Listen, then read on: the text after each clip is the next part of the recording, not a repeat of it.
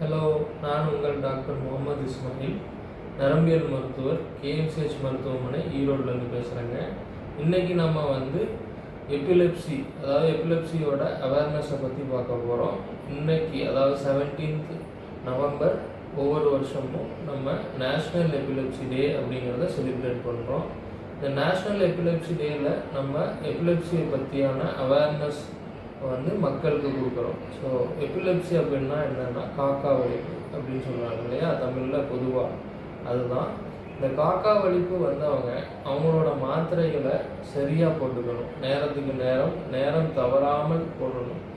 அதனால் அவங்களுக்கு மறுபடியும் அந்த மாதிரி வலிப்பு வர்றதை அது தடுக்கும். அதே மாதிரி அவங்க சில விஷயங்கள் இருக்குது, அதையெல்லாம் கடைப்பிடிக்கணும்.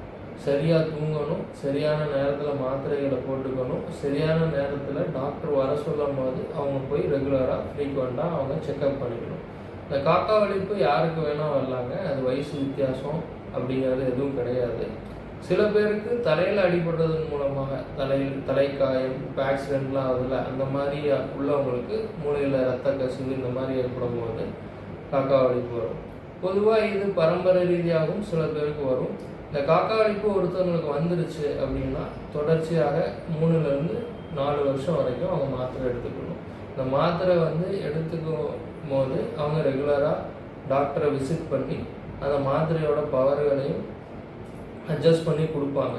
அப்போ அவங்க ரெகுலராக மாத்திரை சாப்பிட்டுட்டே வரும்போது நம்ம ஒரு 3 to 3.5 years இல்லை 4 yearsல மாத்திரைகளை மெதுவாக குறைச்சி நிறுத்திக்கலாம். தேங்க்யூங்க. இந்த செய்தியை எல்லாத்துக்குமே பரப்புங்க.